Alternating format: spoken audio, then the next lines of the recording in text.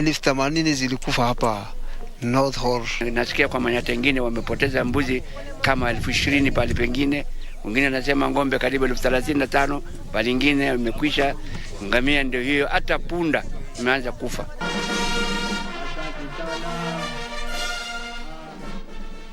President Uhuru Kenyatta on Monday this week flagged off a consignment of assorted relief supplies to benefit 2.3 million vulnerable Kenyans in 23 counties.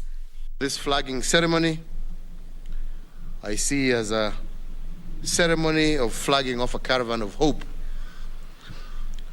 part of the many interventions that my government has undertaken when we declared the ongoing drought a national disaster, and we immediately began to put into place measures to cushion the affected populations.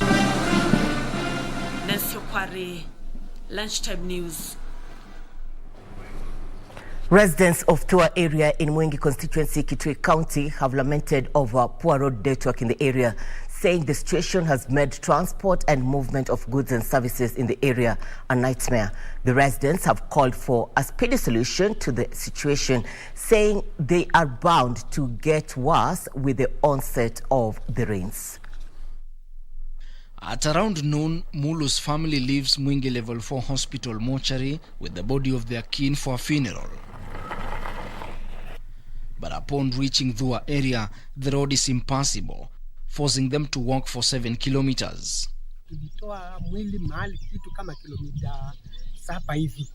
Tukabeba na mikono, ilikuwa tunabeba na mashela ya kutengeneza tu. Lakini hiyo shida ndio tuko nayo.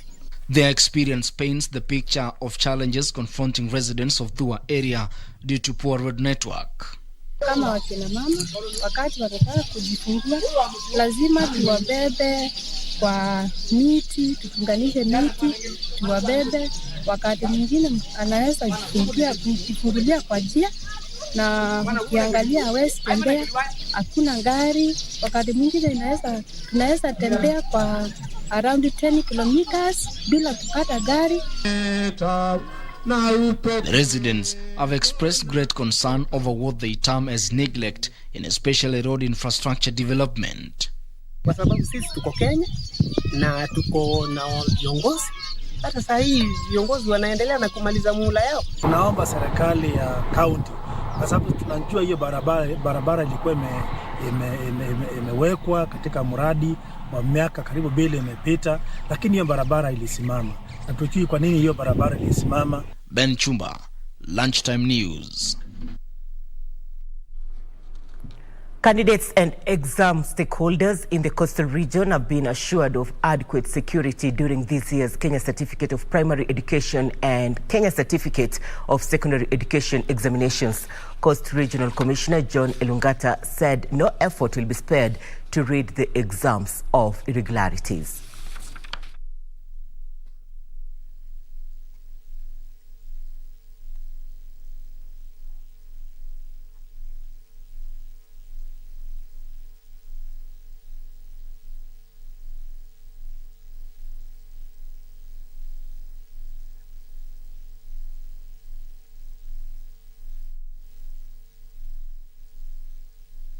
Katika sehemu yetu ya Pwani, katika eneo la Pwani, tuko tayari kwa mtihani. Tumepanga askari, tumepanga magari, tumepanga wale watu ambao watasimamia na tumewalinda, watakuwa wanasindikizwa. Kwa hivyo mipango iko tayari. Lamu ninakwambia tumepanga usalama, na pia unajua Lamu tuna wanajeshi. Tuko pamoja katika hiyo kamati ya usalama ya kuhakikisha kwamba mtihani unafika. Containers zinalindwa, ufunguo uko na watu wawili, huyo ni DCC ama yule mkuu wa wilaya, na pia mkuu wa elimu katika wilaya ama kaunti ndogo. Na hawa wanahakikisha kwamba ufunguo ule haupotei wala hauingii kwa mikono ya mtu mwingine, ili container inapofunguliwa mtihani ni ule ule.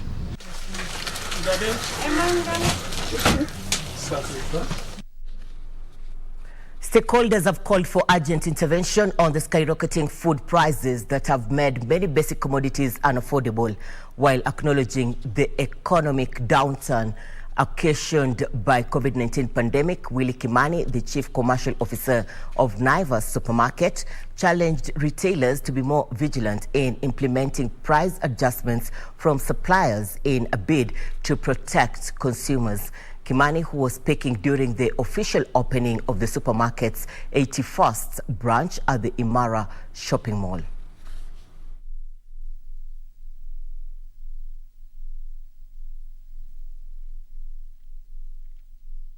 The cost of fats and oil, for example, the cost of chicken, the cost of flour and the other key commodities.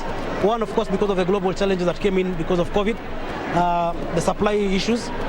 Secondly, of course, the other macro dynamics of Kenya and, of course, also internally.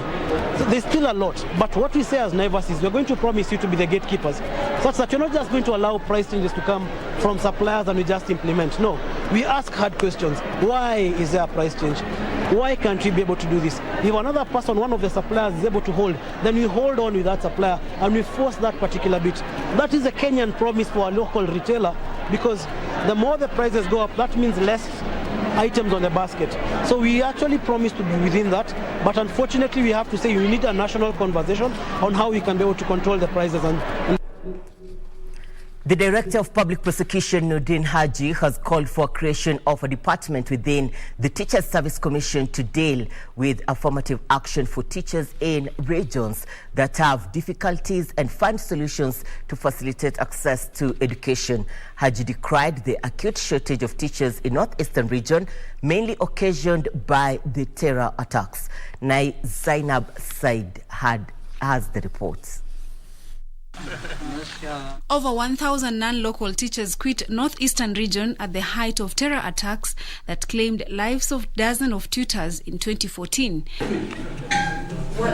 It is against this backdrop that a stakeholders meeting was held in Garissa between the Teachers Service Commission officials and the residents to address the shortage of teachers in the region. You should be telling us what programs do you have. In his speech, the Director of Public Prosecution, Nordin Haji, evoked Section 7 of the Children's Act on the right to education. In Asia, education is a national security issue. And I think it is high time, because you are part of the education sector, it is high time that in the north, not only the three counties of Northeastern, you have Samburu, you have Turkana, where you have the coastal areas. You have those areas that have problem of cattle rustling and banditry. You must have a department that will look into that will use statistics and data so that you find solutions to ensure that we have good access to education. And the DPP faulted the withdrawal of teachers from the Northeastern region, saying the move fueled the terrorist agenda of deschooling the area. Today, Kenyan teachers are able to go and teach in Mogadishu, in Hargeisa, in Puntland, where you have terrorists. And they are being attacked every day. Why is it not possible for our teachers to provide those services here in Kenya? Yet the people who are being affected are fellow Kenyans.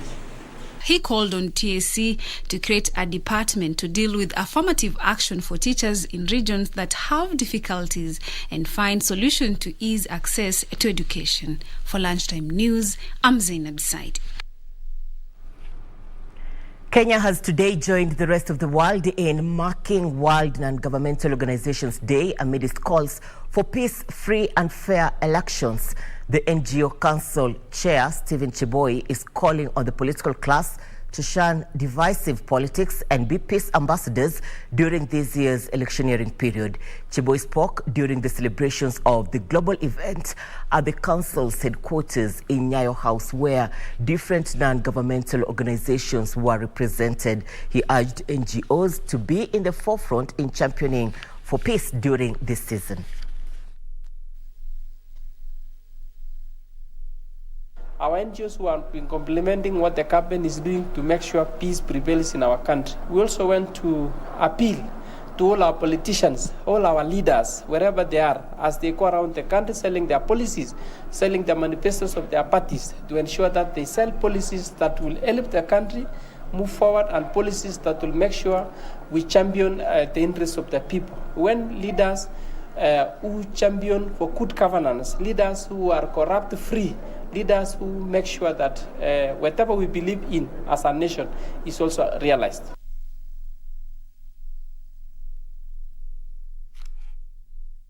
We are paving way for commercials. We're coming back in a bit. Stay with us.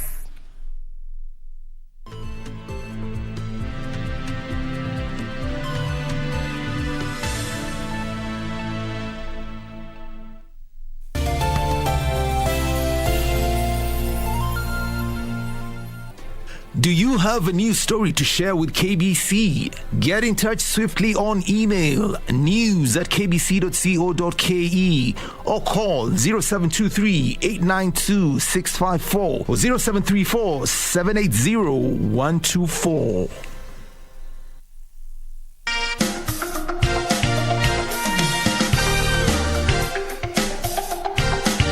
Isn't it interesting that we are all the same, and especially the youth?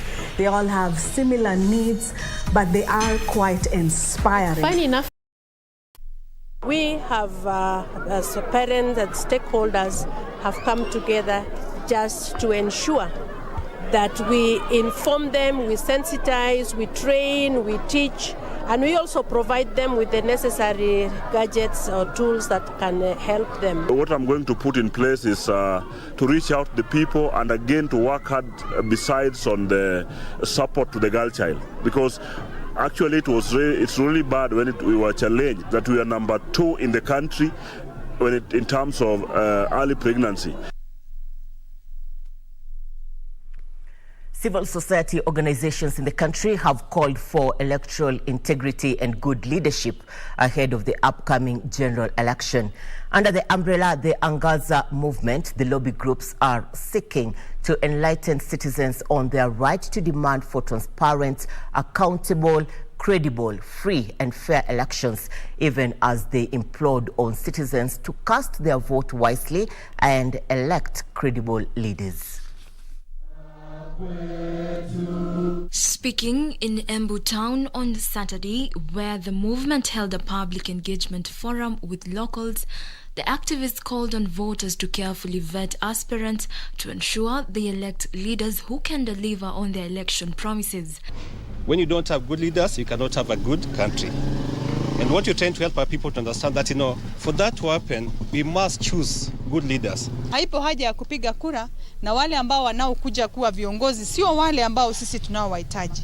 Tunataka uongozi ambao tumejichagulia, ambao ni uongozi tumepiga msasa na tukajua ya kuwa hawa ndio wanaotufaa. They, at the same time, faulted the Independent Electoral and Boundaries Commission for claiming it did not have powers to bar politicians with questionable character and integrity from vying, but only those convicted and sentenced for more than 6 months. Character and the values are very, very clear. To then say that you're unable to do your work is an indictment on yourself and the office, and it is for citizens to continue to demand that we get only the best. The human rights and civil society organizations have been holding a series of public engagement forums around the country, pushing for electoral integrity and transformative leadership ahead of upcoming elections. Jacqueline Masharia for Lunchtime News. Now, an insurance firm has embarked on a tree planting exercise in schools in efforts geared towards reducing effects of climate change and combat desertification. Pioneer Insurance Firm targets to plant 1,000 trees in every school they visit across 24 counties this year. In their latest drive, Pioneer Insurance Company finished a 2-day tour of the Ukambani region, where its employees collaborated with teachers and students to plant trees. The exercise took place at Mukuyuni AIC Secondary School in Kaiti, Makueni County, and also at Kathiani Boys High School in Machakos County. We want to inculcate the culture of planting trees to students. because we recognize that for us to be able to continue with this protection of the environment, we have to do it through our students, because they are more definitely by numbers, and again they are the future. We are going to increase the population of trees in our school so that the climate and the weather is supported well, and our students also learn that they should also take care of the environment. During the tree planting exercise, bright but needy students received bursary awards to enable them continue with their studies. Now that I have gotten the bursary, I want to believe that it's going to be of help to me. At least it is going to reduce the burden to the parents. Nancy Okware, Lunchtime News. Now, before we get to sports, Public Service, Youth and Gender Affairs Cabinet Secretary Margaret Kobia has lauded Niva Mwendwa for her efforts in promoting gender equality as well as women empowerment in leadership. Niva, who celebrates her 80th birthday this year, became the first woman to serve as a cabinet minister after being appointed to head the Culture and Social Services docket by President Daniel Arap Moi in 1995.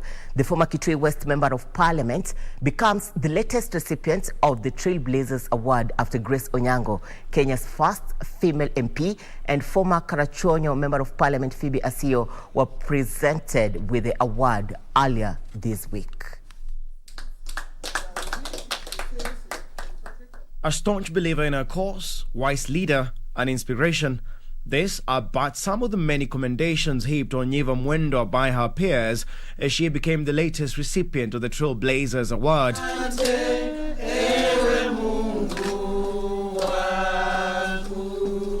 Niva, a former Kitui West Member of Parliament, as well as the first woman to serve in government as a cabinet minister, received the award at her Nairobi home in an event attended by, among others, Cabinet Secretary in the Ministry of Gender and Public Service, Margaret Leader at the top of the English Premier League table after registering a 1-0 win over Everton at Goodison Park last night. Everton has now lost 3 out of their 4 league games under Frank Lampard and are only 1 point and 1 place above the bottom 3. Only 1 point and 1 place above the bottom 3. Mwendwa, Kenya's first African Chief Justice, Niva Mwendwa was elected for the post of Kitui West Constituency MP 3 times in 1974, 1992 and 2002. She was also elected the first Kitui County Woman Representative in 2013. She was conferred the Order of the Golden Heart of Kenya, second-class Elder of the Golden Heart.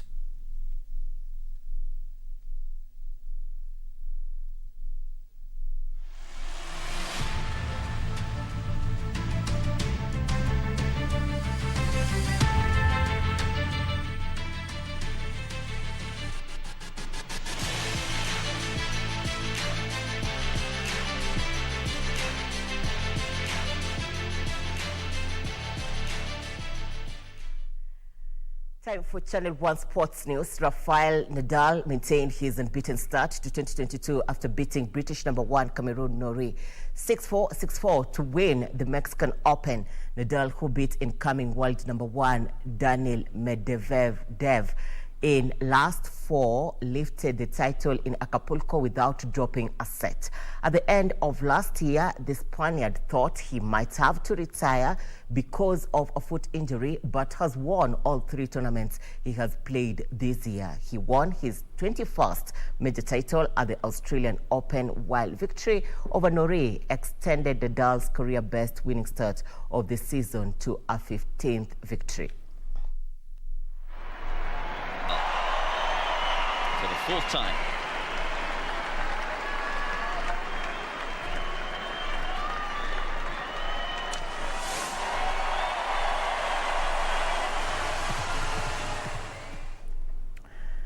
Phil Foden's let winner restored Manchester City's 6 points lead at the top of the English Premier league table after registering a 1-0 win over Everton at Goodison Park last night. Everton has now lost 3 out of their 4 league games under Frank Lampard and are only 1 point and 1 place above the bottom 3. 1 point and 1 place above the bottom 3.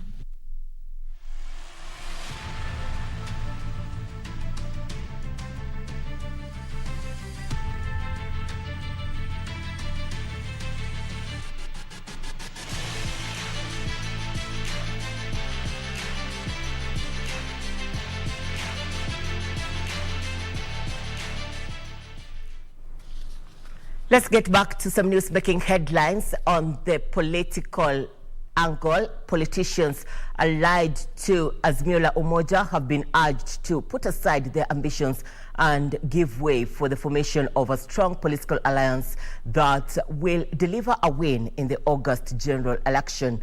Following Wiper leader Kalonzo Musyoka's backing of the Azimio la Umoja movement, Matungulu Member of Parliament Stephen Mule said he's urging Ukambani governors to shelve their conditions and work together to strengthen the political marriage between Oka, ODM and Jubilee. Speaking at Kinyui Catholic Church in Machakos, the outspoken Matungulu Member of Parliament said Wiper Party leader Kalonzo Musyoka had the interests of the region at heart and will ensure these are taken care of at the negotiation table. Serious negotiation will start on Monday. Serious assignment of different letter of intent, agreements, and several parties to come together to form a grand coalition to be known as Azimio One Kenya Alliance. Meanwhile, South Mugirango Member of Parliament aspirant Dr. Willis Omoyo has vowed to uplift security, education and agriculture sector in the area if elected in the 9th August. Let's bet him. I'm so sorry, Pinky. I came here without bringing my own nightgown, so I borrowed yours.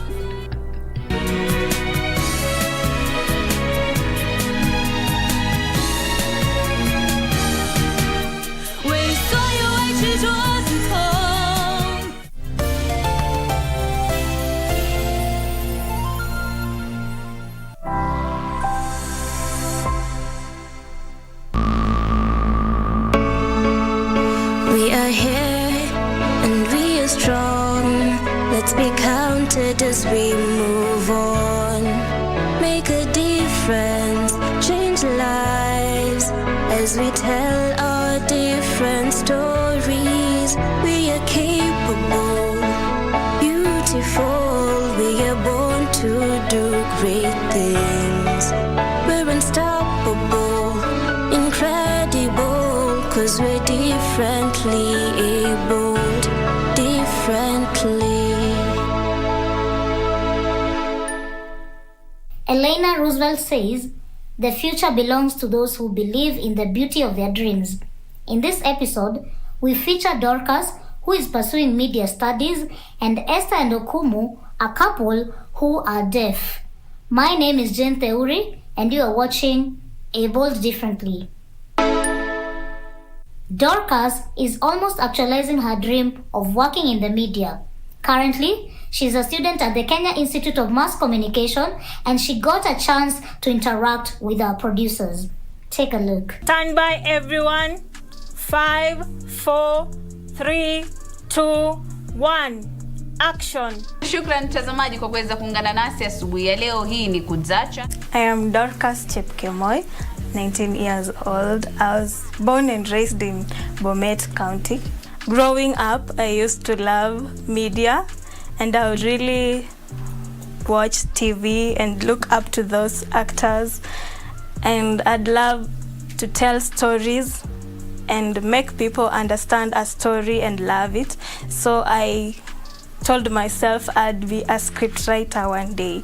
So after high school, I wanted to really join Kenya Institute of Mass Communication, but my parents didn't quite like it. So I had to stay at home and think about what I really wanted, but I wanted to be here. Camera 1, stand by. In 3, 2, 1, you're on air. I picked KIMC because it's the best media school in East Africa, and most of the media personnel out here are actually a product of Kenya Institute of Mass Communication. Being that my condition is a congenital one, I was born this way. Growing up, I've had attention from people, so it's not really bad.